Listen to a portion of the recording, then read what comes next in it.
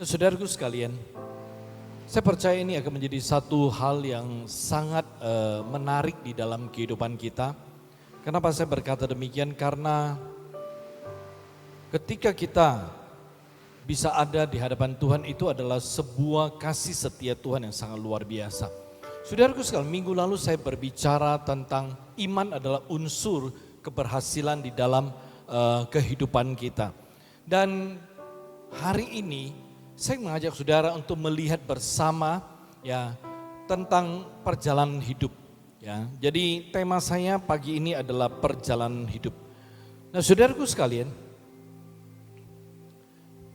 ya, hari ini kita bisa memasuki tahun 2022. Ini merupakan sebuah anugerah dan merupakan sebuah ya kasih karunia Tuhan yang begitu besar. Ya. Karena saudaraku sekalian, tanpa terasa kita telah melewati 9 hari ya di tahun 2022. Dengan kata lain masih ada 256 hari untuk kita mengisi lembaran hidup kita di tahun 2022 ini. Nah, saudara sekalian, ketika kita mengevaluasi akan kehidupan kita di tahun yang lalu, tahun 2021, ya kita harus mengakui ada pengalaman-pengalaman hidup yang kurang indah. Ya, ada pengalaman hidup yang kurang indah, juga mungkin ada kelalaian, ada kegagalan, ya, ada kesalahan yang berulang kali kita lakukan. Bahkan saudaraku sekalian ada kerinduan yang belum tercapai, ada kebaikan-kebaikan yang belum ya yang gagal kita kerjakan. Mungkin juga kita punya begitu banyak persoalan masalah yang belum terselesaikan yang kemudian harus kita bawa masuk ke tahun 2022 ini untuk kita selesaikan. Saudaraku sekalian, menyikapi kenyataan sedemikian, ya terkesan perjalanan hidup kita di tahun 2021 itu kurang mulus, saudaraku sekalian, ya bahkan tergurah dan tergores, saudaraku sekalian, sejarah-sejarah yang pilu, ya yang mungkin menyedihkan, yang sangat menyita hati, pikiran, bahkan waktu kita, bahkan menjadi pergumulan pribadi kita masing-masing yang apabila kalau tidak terselesaikan maka itu akan menjadi persoalan permanen di dalam kehidupan kita. Nah, saudaraku sekalian, ketika kita menjalani tahun 2022, ketika kita memasuki satu tahun yang baru, saya percaya setiap orang masuk dengan sebuah harapan yang baru. Berharap di tahun 2022 ini, ya apa yang tidak baik, yang tidak nyaman, yang terjadi tahun lalu tidak terjadi di tahun ini. Pengalaman-pengalaman yang kurang mengenakan ya di tahun lalu, ya kita berharap bahwa itu tidak terulang kembali. Amin, saudaraku sekalian. Mari dengan iman diiringi kepekaan ya dan ketaatan penuh kepada pimpinan Tuhan, kita isi tahun 2022 ini dengan harapan kita dapat mengalami sebuah kehidupan yang berhasil, tidak mengulangi kesalahan yang sama, ya kita bisa beruntung, kita bisa berbuat yang baik, kita bisa berbuah lebat, kita bisa punya hidup yang berbahagia, bahkan ya hidup kita boleh berkenan kepada Tuhan dan bisa memuliakan Tuhan, serta kehidupan kita bisa berguna untuk sesama. Jadi berkat bagi orang-orang yang ada di dalam kehidupan kita. Amin. Nah, saudaraku sekalian, saya percaya kerinduan untuk sukses, kerinduan untuk mendapatkan memiliki sebuah kehidupan yang berhasil di tahun 2022 itu menjadi keinginan kerinduan setiap kita. Oleh sebab itu, saudaraku sekalian, hari ini saya mengajak saudara untuk belajar ya bersama-sama ya. Ada 3 prinsip dasar ya perjalanan hidup kita agar sukses bisa tercapai di tahun 2022 ini. Prinsip pertama, saudaraku sekalian, ya, prinsip pertama adalah menjalani ya hidup kita bersama dengan Tuhan. Menjalani kehidupan bersama dengan Tuhan. Nah, saudaraku sekalian, apabila kita menjalani kehidupan kita bersama dengan Tuhan, maka pasti ada perbedaan. Amin, saudaraku sekalian. Ya, tetapi kenyataan memberitahukan pada kita bahwa tidak semua orang Kristen ya itu mau menjalani kehidupan mereka bersama-sama dengan Tuhan setiap hari. Ada banyak orang Kristen berkata demikian, apabila saya berjalan dalam sebuah kehidupan yang sungguh-sungguh bersama dengan Tuhan setiap hari, maka itu akan membuat hidup saya menjadi terbatas. Itu akan membuat saya terkekang. Ya, kenapa? Karena begitu banyak rambu-rambu kebenaran firman Tuhan yang harus saya taati. Dan semua rambu-rambu kebenaran tersebut itu akan membuat hidup saya menjadi tidak bebas.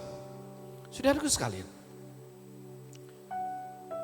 mengingat kembali kehidupan saya di Jakarta sebelum saya menjadi hamba Tuhan lalu dikirim ke Medan, ke Sumatera Utara.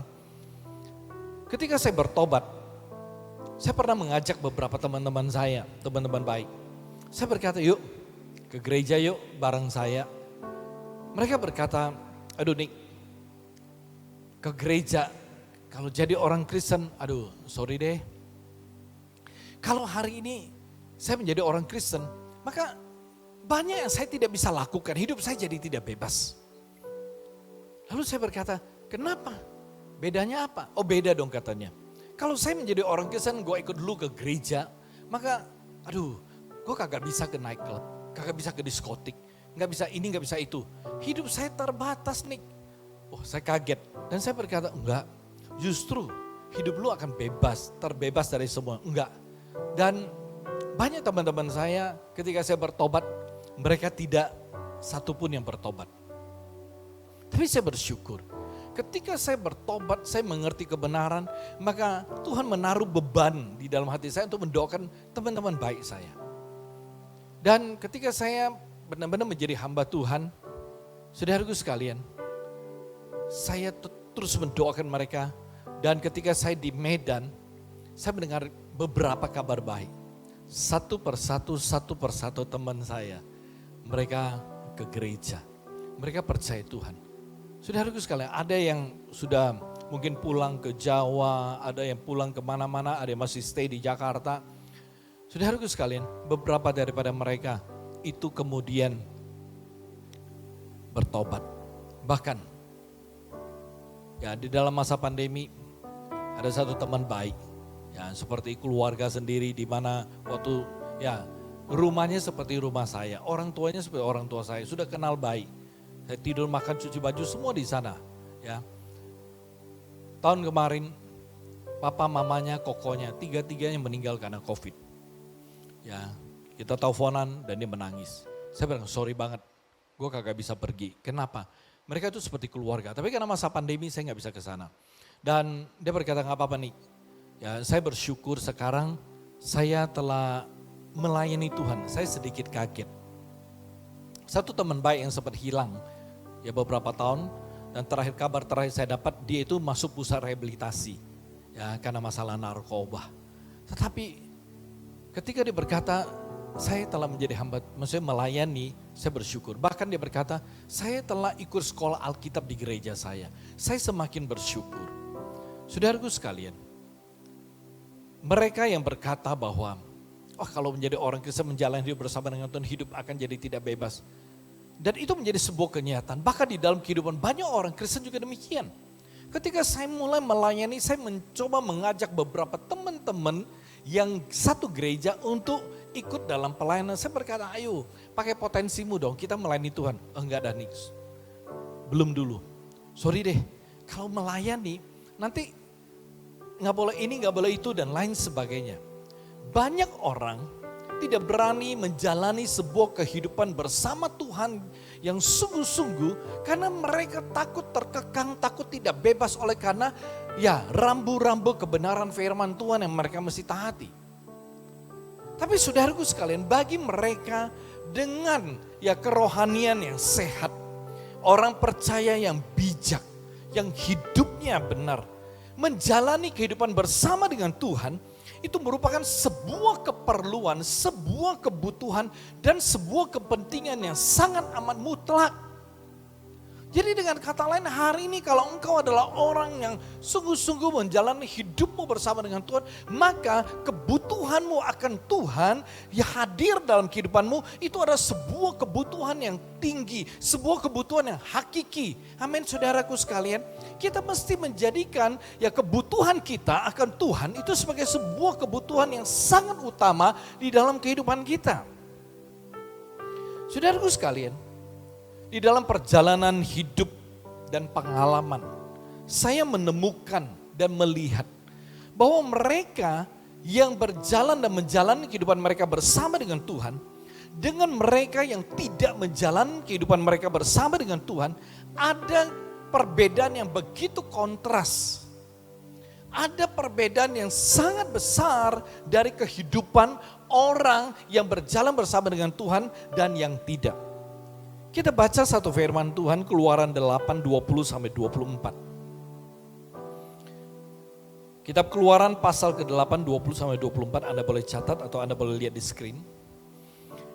Berfirmanlah Tuhan kepada Musa, bangunlah pagi-pagi dan berdirilah menantikan Firaun. Pada waktu biasanya ia keluar ke sungai.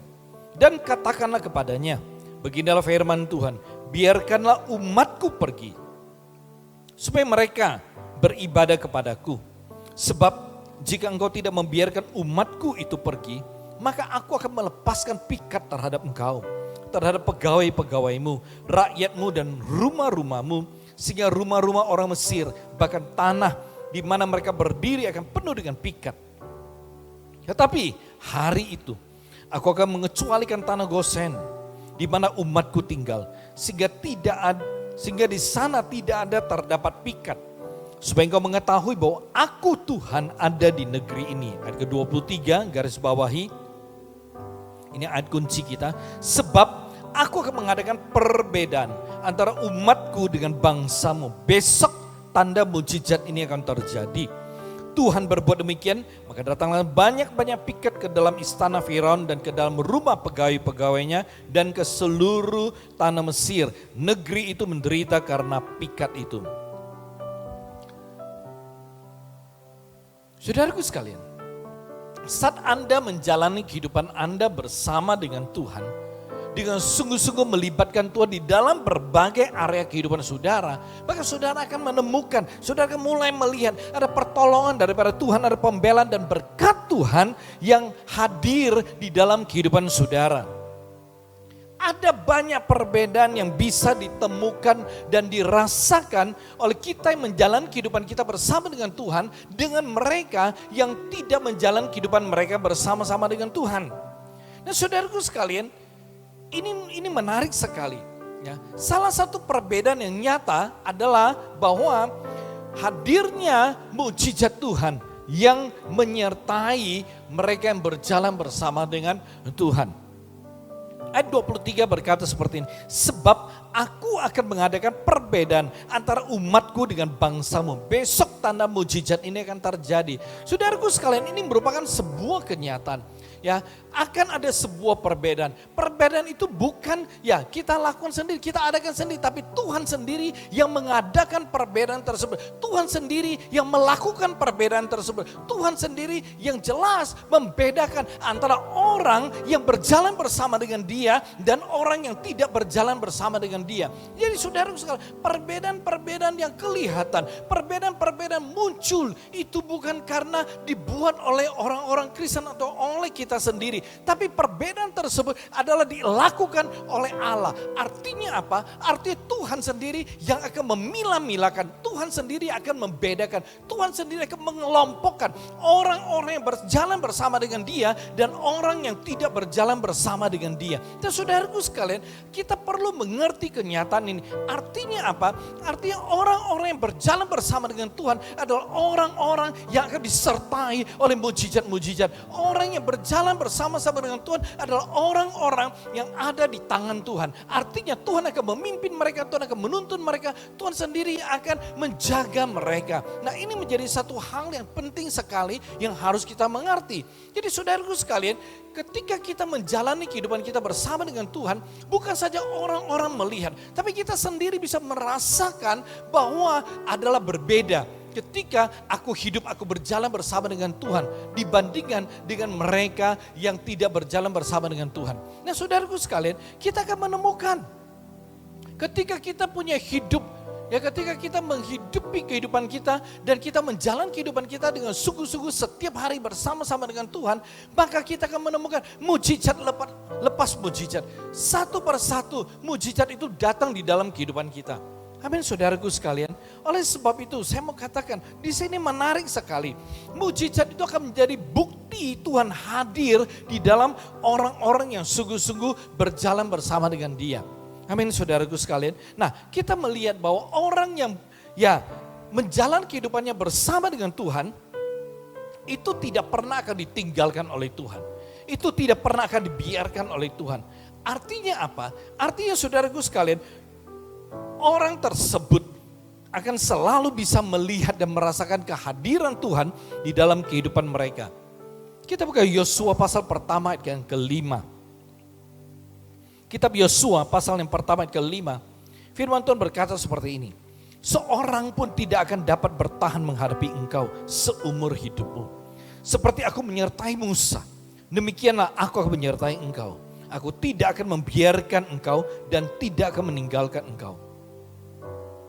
Saudaraku sekalian, orang yang berjalan bersama dengan Tuhan, orang yang menjalani kehidupannya setiap hari bersama dengan Tuhan. Tuhan bilang apa? Aku tidak akan membiarkan engkau. Aku tidak pernah akan meninggalkan engkau. Artinya saudaraku sekalian, ketika kita menjalani kehidupan kita bersama dengan Tuhan, Tuhan tidak akan membiarkan kita terjatuh. Tuhan tidak akan membiarkan kita terantuk. Tuhan tidak akan meninggalkan kita ketika kita tidak berdaya. Banyak orang berkata, nah kenyataannya di sepanjang tahun yang lalu, bahkan sebelumnya ketika pandemi mulai melanda, saya merasa kesulitan menjalani kehidupan saya. Saya mengalami banyak masalah, usaha saya, pendapatan saya, income saya, masa depan saya semuanya terganggu. Saudaraku sekalian, kalimat aku tidak akan membiarkan engkau dan tidak akan meninggalkan engkau dapat kita temukan di dalam Ibrani pasal yang ke-13 ayat 5 bagian B. Ya, Ibrani 13 ayat 5 bagian B. Saya baca dari keseluruhan dari Ibrani 13 ayat 5. Janganlah kamu menjadi hamba uang dan cukupkanlah dirimu dengan apa yang ada padamu, karena Allah telah berfirman, aku sekali-kali tidak akan membiarkan engkau dan aku sekali-kali tidak akan meninggalkan engkau. Dalam hal keuangan, dalam hal urusan bisnis, pekerjaan, usaha, saudaraku sekalian, Tuhan berkata bahwa mereka yang berjalan bersama dengan Dia, Tuhan tidak akan biarkan. Tuhan tidak akan meninggalkan mereka. Jadi artinya ketika seseorang yang hidupnya dia jalani bersama dengan Tuhan setiap hari, itu Tuhan tidak akan membiarkan dia. Tuhan tidak akan meninggalkan dia walau di dalam situasi kondisi yang sulit. Walau di dalam situasi kondisi yang tidak menyenangkan. Saya berikan satu contoh kesaksian. Ada seorang jemaat kita. Saya pernah beberapa kali bertanya hanya untuk memastikan. Saya bertanya, kau gimana usahamu selama pandemi, selama 1-2 tahun belakang ini? Itu bukan sekali saya tanya. Seingat saya 2-3 kali. Sepintas saya tanya. Orang yang saya tanya, saya tahu benar hidupnya di hadapan Tuhan. Bagaimana dia menjalani kehidupannya bersama dengan Tuhan. Saudaraku sekalian, saya bertanya. Karena kita juga perlu mengingat, memperhatikan beberapa kita punya jemaat. Bahkan setiap malam kita berdoa supaya Tuhan beranugerah atas semua jemaat kita. Jawabannya sederhana. Seperti biasa. seperti biasa. Seperti biasa artinya selama pandemi dia punya bisnis tidak terpengaruh. Bayangkan, usahanya bukan usaha primer loh, maksudnya merupakan kebutuhan pokok manusia, bukan. Tetapi yang jelas dia berkata bahwa bisnis saya tidak terganggu. Gak ada masalah, biasa saja. Artinya berjalan dengan baik. Saudaraku sekalian, apalagi di bulan Desember dia berkata, aduh ini udah akhir tahun. Tapi di akhir tahun justru unik gitu. Kenapa? Di akhir tahun kemarin bulan Desember lalu, ya itu berkat Tuhan melimpah. Terus datang. Nah saudaraku sekalian, saya melihat dengan mata kepala sendiri akan apa yang dialami orang tersebut. Saya tidak heran apa yang dialami. Karena memang firman Tuhan sudah mengatakan demikian. Bahwa Tuhan tidak pernah akan membiarkan, Tuhan tidak pernah akan meninggalkan orang yang berjalan bersama dengan dia. Jadi bukan saja dalam kehidupan, tetapi kayak Ibrani pasal 13 itu berbicara dalam hal keuangan. Artinya setiap orang, setiap anak Tuhan yang berjalan dan menjalani kehidupannya bersama dengan Tuhan, sungguh-sungguh setiap hari. Saudaraku sekalian, Tuhan tidak akan membiarkan dia, Tuhan tidak akan meninggalkan dia, tidak akan membiarkan meninggalkan usahanya, bisnisnya, pekerjaannya, karirnya, masa depannya. Itu yang terjadi dan dialami oleh jemaat kita yang satu. Oleh sebab itu saudaraku sekalian, mari kita belajar. Apabila saudara rindu di tahun 2022 ini, saudara melihat sebuah keberhasilan itu tercapai, sukses ada di dalam kehidupanmu, mari jalani kehidupanmu bersama dengan Tuhan. Kenapa? Karena Tuhan sendiri telah menetapkan, Tuhan sendiri telah mengatakan dia akan mengadakan perbedaan. Artinya dia akan membuat terlihat dengan sangat jelas orang yang berjalan bersama dengan dia dengan sungguh-sungguh dengan mereka yang tidak berjalan dengan dia sungguh-sungguh. Tuhan akan mengadakan perbedaan. Mungkin kita sendiri tidak menyadari ada perbedaan, mungkin kita sendiri tidak membuat sebuah perbedaan, tapi Tuhan sendiri berkata, aku akan mengadakan perbedaan. Amin saudaraku sekalian. Saya percaya sekali bahwa pada saat Anda mulai bertekad, pada saat Anda mulai sungguh-sungguh datang kepada Tuhan dan berkata, Tuhan aku mau bahwa mulai tahun ini aku akan mulai sungguh-sungguh berjalan bersama dengan Engkau. Aku mau sungguh-sungguh hidup benar bersama-sama dengan Engkau. Saudaraku sekalian, ketika Anda mulai berkomitmen seperti demikian, ketika Anda mulai berkata seperti ini, saya percaya sekali mujizat akan mulai datang. Mujizat akan mulai hadir di dalam kehidupanmu. Karena mujizat itu akan mengikuti orang-orang yang luar biasa di hadapan Tuhan. Saudaraku sekalian, saya mau katakan, sebagai manusia kita terbatas. Kita punya kemampuan terbatas, kita punya hikmat terbatas. Kita punya kekuatan terbatas. Tetapi saudaraku sekalian, pada saat kita berjalan bersama dengan Tuhan, pada saat kita berjalan dengan Tuhan yang kuat, pada saat kita berjalan dengan Tuhan yang penuh hikmat, pada saat kita berjalan dengan Tuhan yang punya ya kekuasaan yang luar biasa, maka saudaraku sekalian, kemana kita pergi, kemana kita berjalan, maka itu mujizat akan mengikuti kita. Amin saudaraku. Ketika kita berjalan itu mujizat ada di belakang kita. Kenapa? Karena pada saat kita berjalan bersama dengan sang pembuat mujizat. Ketika kita berjalan ya bersama yang empunya mujizat, itu mujizat akan mengikuti kita. Amin saudaraku. Oleh sebab itu pada saat Anda mulai berjalan bersama dengan Tuhan yang empunya mujizat, maka itu mujizat akan mengikuti hidupmu. Mujizat itu kan selalu ada bersama dan selalu ada di dalam hidupmu. Mujizat itu tidak di luar hidupmu, tapi ada di dalam hidupmu. Kenapa? Karena engkau berjalan bersama yang punya mujizat. Engkau berjalan bersama yang melakukan mujizat. Engkau berjalan bersama yang menghadirkan mujizat dalam kehidupanmu. Amin saudaraku sekalian. Oleh sebab itu mari, jangan Anda tunda, jangan ditunggu. Mari komitmen Tuhan, mulai hari ini aku mau berjalan dengan sungguh-sungguh bersamamu setiap hari. Bukan seminggu sekali, bukan sebulan sekali, ya, tetapi setiap hari. Saudaraku sekalian, ketika Anda merindukan mujizat, banyak orang Kristen merindukan mujizat. Ya, merindukan mujizat bisa tercurah selalu. Ya, kalau Anda memang merindukan mujizat terjadi selalu, hadir selalu dalam kehidupanmu, mari berjalanlah dan jalanilah hidup ini dengan sungguh-sungguh bersama dengan Tuhan setiap hari. Setiap hari. Amin. Prinsip yang kedua. Kalau kita rindu perjalanan hidup kita bisa sukses di tahun 2022, bisa tercapai. Maka hal yang kedua, prinsip yang kedua harus disertai anugerah Tuhan. Disertai anugerah Tuhan. Ketika hidup kita disertai anugerah Tuhan, maka hidup kita pasti luar biasa. Amin. Ya, pengertian sederhana tentang anugerah. Itu adalah kita tidak layak dilayakkan. Kita tidak mampu dimampukan. Kita tidak berhak tetapi diberi. Atau mungkin saya bisa simpulkan. Pengertian anugerah yang sederhana adalah kebaikan Tuhan yang tanpa syarat. Kebaikan Tuhan yang tanpa syarat. Nah, saudaraku sekalian,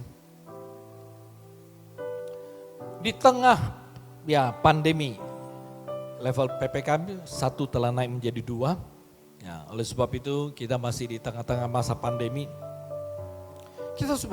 Saya percaya kita semua menyadari bahwa di tengah masa pandemi ini mengakibatkan begitu banyak kesulitan ya dan dampak negatif lainnya di dalam kehidupan kita. Bahkan di masa pandemi ini merupakan satu masa suram bagi banyak orang.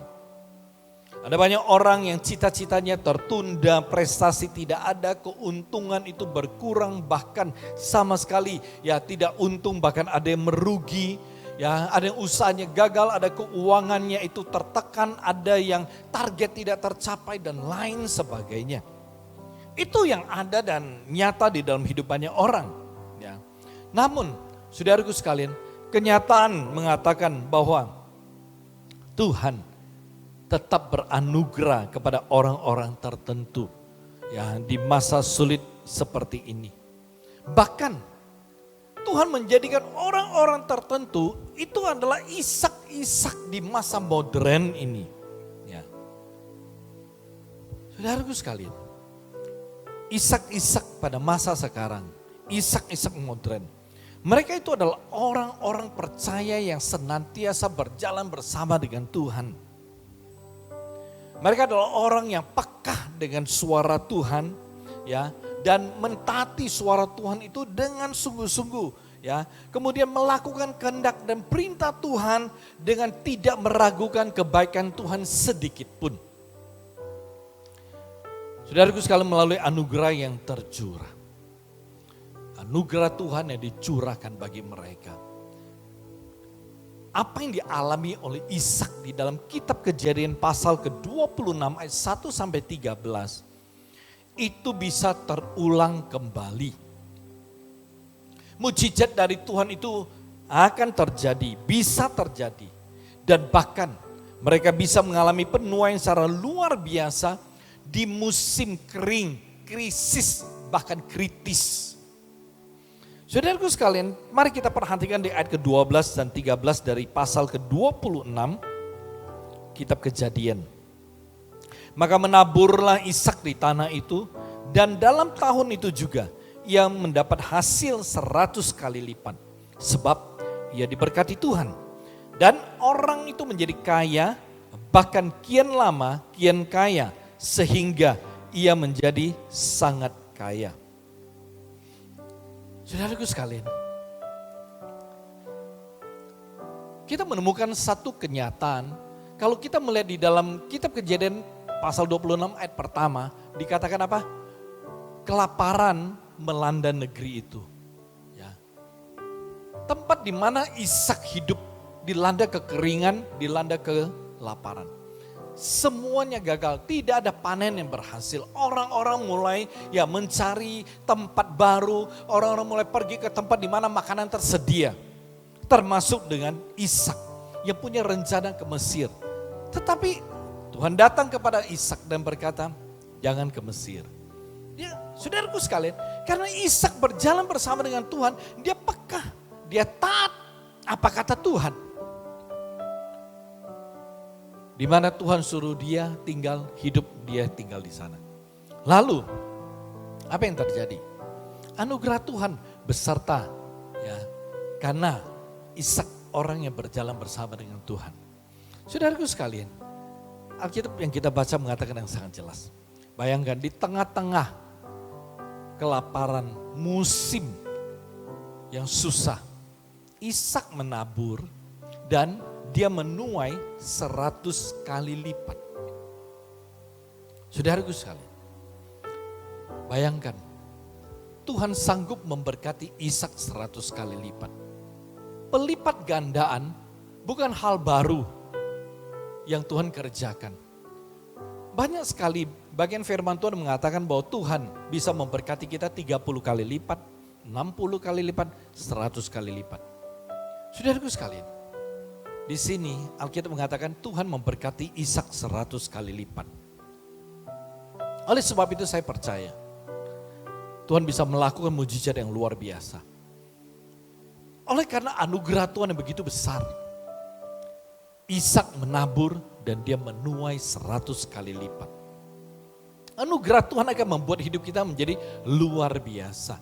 Saudaraku sekalian, oleh sebab itu mari hari ini percaya dan berharap kepada anugerah Tuhan.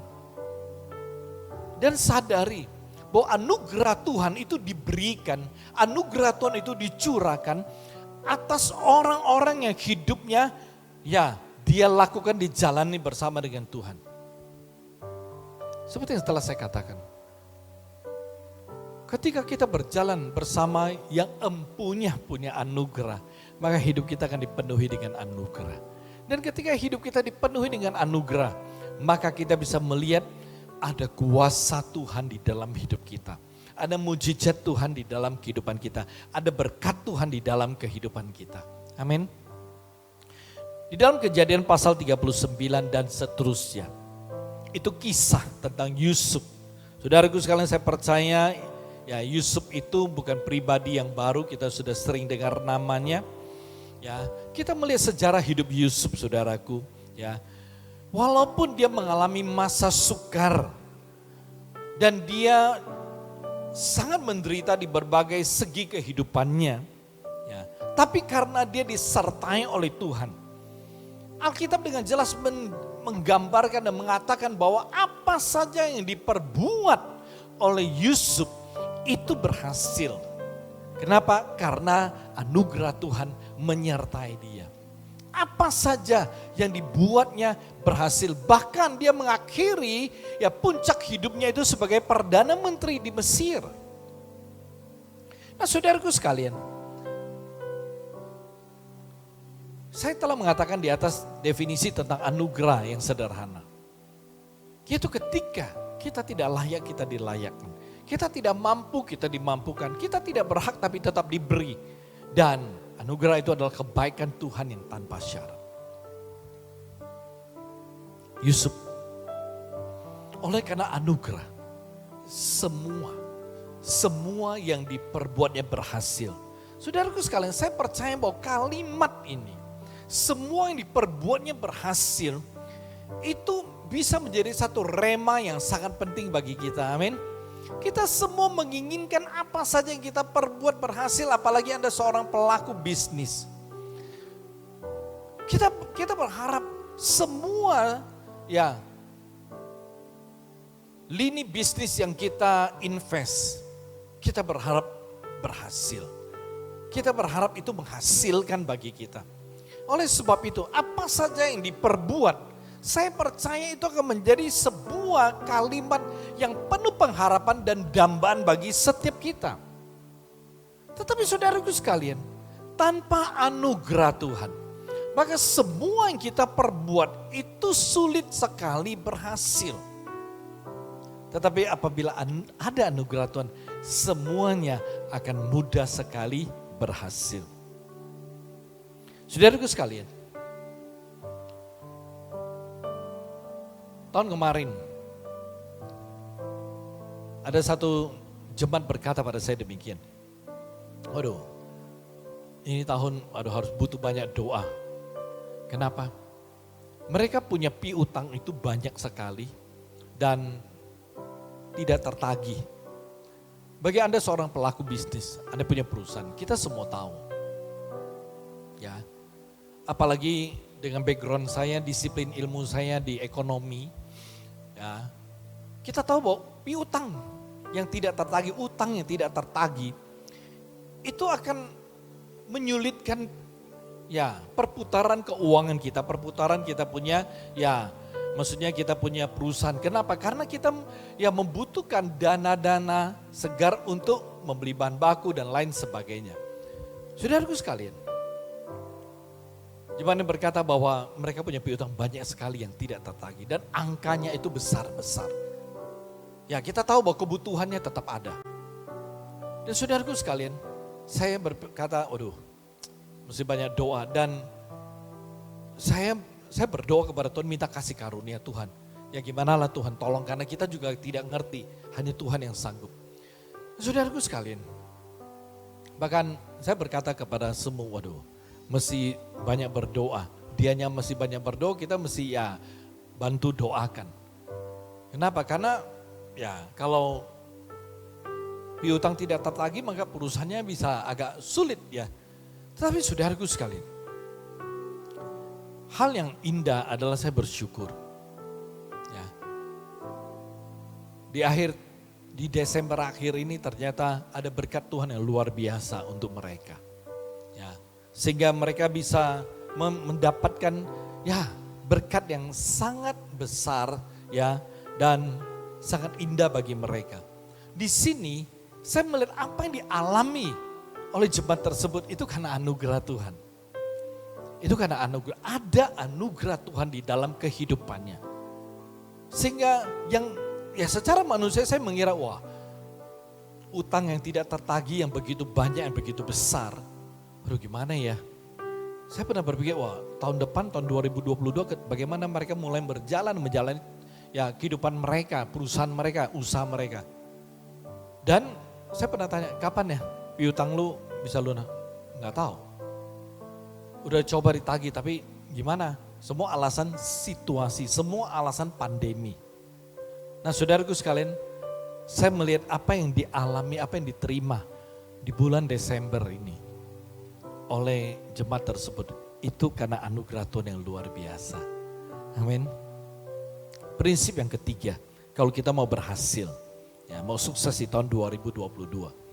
Saudaraku sekalian, tetap setia kepada Tuhan, baik suka maupun duka. Tetap setia. Saudaraku sekalian, di tengah dunia realistis, kita menemukan bahwa kesetiaan itu merupakan sesuatu yang sangat rapuh. Bahkan telah mengalami degradasi yang tak terelakkan saudaraku. Sulit sekali kita menemukan orang yang bisa setia, apalagi tetap setia ya di dalam sebuah situasi kondisi, khususnya kondisi yang tidak baik. Dikala kondisi tidak baik, coba kita periksa diri kita sendiri, apakah kita bisa tetap setia mengasihi Tuhan? Kita bisa tetap setia beribadah, kita bisa setia untuk berdoa, baca Alkitab, mengasihi Tuhan. Apakah kira-kira kita masih bisa setia? Atau ketika hidup kita ditimpa oleh situasi yang tidak baik, tidak nyaman, ada kesedihan, ada kekecewaan, ada kemarahan. Saudaraku sekalian, apakah dengan situasi seperti ini kita bisa tetap setia di hadapan Tuhan, khususnya setia mengasihi Tuhan, setia beribadah kepada Dia, setia memuliakan namanya. Ada banyak orang Kristen berusaha ya menyalahkan Tuhan dengan situasi kondisi yang mereka hadapi. Artinya apa? Ya Tuhan mesti maklum kalau hari ini saya gak punya hati untuk ibadah. Ya saya gak punya waktu, saya gak punya hati untuk baca Alkitab, doa dan lain. Tuhan mesti maklum. Kenapa? Saya sulit hidup saya. Saya sudah berdoa tapi kondisi tidak berubah. Saya sudah mencoba bersandar pada Tuhan tapi tidak ada jalan keluar yang signifikan. Jadi saudaraku sekalian, banyak orang ketika mereka rohani, mereka mundur, mereka sudah jarang beribadah, jarang berdoa, jarang bangun hubungan sama Tuhan, jarang datang ke hadapan Tuhan. Mereka merasa bahwa situasi ini oke, sah. Kenapa? Bukan saya mau loh, situasi membuat saya tawar hati. Ini masalahnya. Saudaraku sekalian, sebagai orang percaya yang harusnya hidup oleh iman, kesetiaan ini merupakan bagian yang tidak terlepas dari aplikasi kehidupan rohani kita yang telah bertumbuh dewasa. Bahkan saudaraku sekalian, ini merupakan sebuah manifestasi iman yang dinyatakan di dalam perbuatan dan perilaku hidup kita setiap hari. Ya, kesetiaan. Ya, ini manifestasi iman kita. Nah, di dalam perjalanan kita bersama dengan Tuhan, saudaraku sekalian, sekalipun kita setiap hari berjalan bersama dengan Tuhan, mungkin saja kita berhadapan dengan kejadian, ya masalah, kesulitan, tantangan, penganiayaan, penderitaan yang notabene seizin Tuhan. Saudaraku sekalian, menyikapi realitas sedemikian, kesetiaan kita itu sungguh-sungguh dituntut untuk bisa lulus ujian.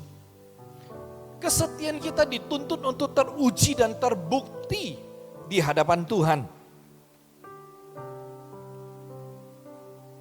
Saudaraku sekalian, dikala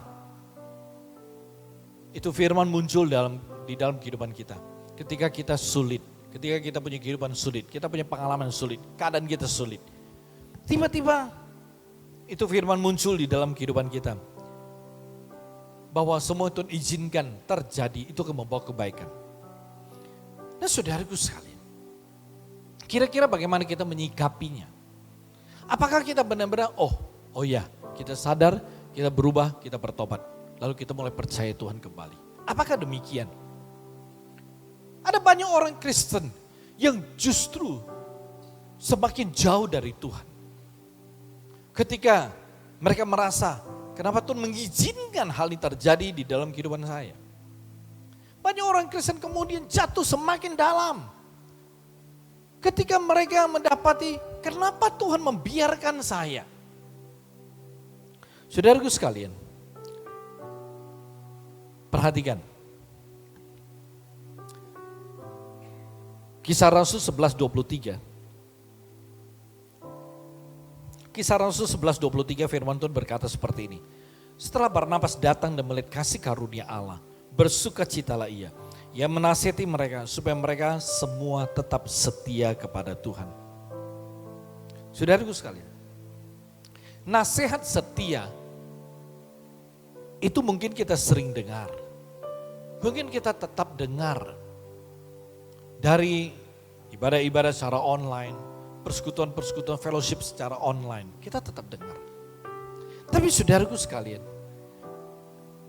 ketika kita mendengar begitu banyak nasihat untuk setia, kenyataannya apakah kita bisa tetap setia? Di dalam kita menjalani kehidupan baik dalam suka maupun duka, saya katakan, pasti tidak akan menjadi masalah ketika hidup yang susah, sukar itu datang dan menimpa kita. Itu pasti tidak masalah apabila kita adalah orang yang bisa tetap setia kepada Tuhan. Saudaraku sekalian, di dalam Alkitab ada sebuah contoh, Ayub. Ya, kita tahu Ayub. Mungkin kita belum kenal. Kenalannya nanti saudaraku kalau Anda sudah di sorga. Baru salaman di sana. Saudaraku sekalian, Ayub. Bagaimana Alkitab berkata tentang dia? Luar biasa. Seorang yang benar dan saleh di hadapan Tuhan. Lalu ditambah dia adalah orang kaya. Itu Ayub. Tapi saudaraku sekalian, suatu hari Tuhan mengizinkan iblis mencobai Ayub, tanda kutip, dengan berat. Berat. Saudaraku sekalian, dalam waktu yang pendek sekali, dia punya 10 anak mati dalam satu peristiwa. 7 laki-laki, 3 putri. Semuanya mati di dalam sebuah peristiwa. Bukan hanya anak-anaknya mati, tapi tiba-tiba para penjaganya datang dan berkata, semua ternak-ternaknya, semua lembu, kambing, unta, domba dan lain semuanya habis. Habis. Bukan 100 ekor, bukan 50 ekor, tapi ribuan ekor habis. Bukan hanya itu saudaraku. Bukan anaknya mati, harta kekayaannya habis dirampas. Dia sendiri kemudian kena penyakit kulit yang sangat menyakitkan. Borok. Bukan hanya itu saudaraku, lalu datang istri. Wanita yang dikasih, dikagumi, dicintai. Datang kepada Ayub, melihat keadaan Ayub lalu berkata, kutuklah Allahmu, lalu pergilah engkau mati. Wow. Saudaraku sekalian, saya percaya suami-suami yang ada sekarang di sini adalah suami perjanjian baru. Amin. Suami yang mengasihi istri, suami yang sayang istri, suami yang bisa memaafkan, mengampuni istri. Tapi apabila mendengar istri berkata, pergilah mati, saya percaya banyak suami perjanjian baru akan kembali jadi perjanjian lama. Amin saudaraku. Gue gampar lu. Coba ulangi ngomong apa, gue tendang, gue hajar lu. Nangkap gak saudaraku? Itu dialami oleh Ayub. Istri yang berkata, kutuklah Allahmu dan lu pergi mati. Bukan hanya itu, teman-teman baik. Kalau zaman sekarang teman minum kopi. Zaman dulu mungkin teman minum anggur saudaraku. Teman-teman baiknya datang dan melihat Ayub dan berkata, nah lo kan sekarang lu ngalamin gini gara-gara lu punya dosa sama Tuhan. Padahal Ayub seorang yang sangat takut untuk berdosa pada Tuhan. Alkitab berkata, setiap kali ketika anaknya selesai mengadakan pesta, besok paginya Ayub datang kepada Tuhan. Dia bakar korban persembahan untuk Tuhan. Dia minta Tuhan ya mengampuni seandainya anak-anaknya ada salah ngomong, ada salah tingkah. Dia takut. Oleh sebab itu anaknya habis pesta besoknya dia bakar korban pengampunan dosa. Dia minta Tuhan mengampuni dosa anak-anaknya. Dia seorang yang hidupnya dikatakan saleh, kudus, benar di hadapan Tuhan. Tapi teman-temannya datang langsung menghakimi. Lu pasti punya dosa nih, sehingga lu ngalamin semuanya. 5 hal yang sangat tidak menyenangkan itu menimpa Ayub. Apa yang terjadi saudaraku sekalian? Ayub tidak menyalahkan Tuhan atas semua yang dialami, walaupun dia sempat ragu, tapi akhirnya Ayub tetap setia untuk mengikuti Tuhan sampai pada akhirnya. Di dalam penderitaan dia tetap setia, tidak mau berdosa. Di dalam penderitaan dia tetap setia percaya kepada Tuhan. Dan yang terjadi luar biasa. Di pasal terakhir ada baca nanti di kitab Ayub. Tuhan memulihkan keadaannya. Tuhan memberikan dia kembali 10 anak. 7 laki-laki, 3 putri, 3 wanita. Dan Alkitab mencatat satu kalimat. Putri-putri Ayub adalah wanita-wanita tercantik pada masa itu.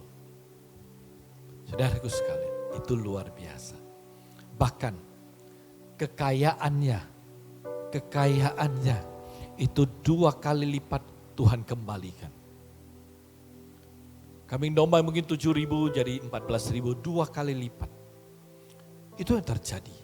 Saudaraku sekalian, bukan saja hidupnya dipulihkan, tapi Tuhan mengembalikan yang terhilang dan melipat gandakan.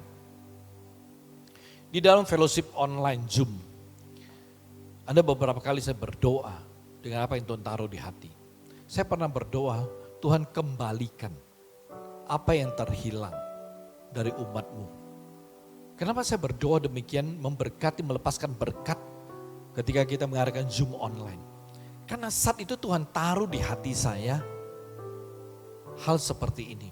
Saya sendiri percaya apa yang Tuhan bisa perbuat. Saya sendiri berdoa, Tuhan pandemi 2 tahun. Jemaat-jemaat saya mungkin mereka punya omset yang terhilang, pendapatan income mereka, keuntungan yang terhilang. Saya berdoa minta Tuhan kembalikan. Kenapa saya berdoa seperti ini? Dasarnya ada. Dasarnya ada. Saya berdoa dengan dasar Tuhan pernah mengembalikan, bahkan melipatkan apa yang terhilang dalam diri Ayub. Saya berdoa berdasarkan Tuhan sanggup memberkati Ishak 100 kali lipat. Bahkan dia berkata dia sanggup memberkati 30, 60, bahkan 100 kali lipat. Jadi pelipat gandaan itu bukan hal yang mustahil yang Tuhan bisa lakukan. Itu menjadi iman saya. Dan karena itu adalah iman saya, maka saya berdoa demikian untuk jemaat saya. Saya berdoa dan mendoakan hal ini atas kehidupan jemaat-jemaat saya. Saya tidak tahu bagaimana mereka berdoa, kalian berdoa. Tapi saya berdoa dengan iman seperti ini. Saya berdoa berdasarkan apa yang Tuhan pernah kerjakan di dalam Alkitab. Dan Tuhan akan terus kerjakan dan Tuhan mampu kerjakan. Saudaraku sekalian, oleh sebab itu, apabila Anda ingin melihat tahun 2022, perjalanan hidup Anda di tahun 2022, sukses, tercapai, maka Anda harus setia. Mungkin keadaan sekarang belum pulih, keadaanmu belum pulih. Situasimu mungkin masih sulit. Pergumulan tetap ada, tekanan tetap ada. Anda masih bingung. Di tahun ini apakah benar-benar merupakan tahun solusi, tahun pemulihan, tahun kelepasan, tahun pembaharuan bagi saya. Mungkin Anda belum jelas. Tapi satu hal yang saya mau katakan. Jalani tahun ini bersama dengan Tuhan. Dan berharap anugerah Tuhan tercurah atasmu. Dan selalu setia. Walau keadaanmu masih susah. Amin. Saya percaya ketika kau tetap setia, berkat Tuhan akan dinyatakan. Anda akan melihat kesuksesan datang kepadamu. Saudaraku sekalian, mari kita tundukkan kepala, kita berdoa.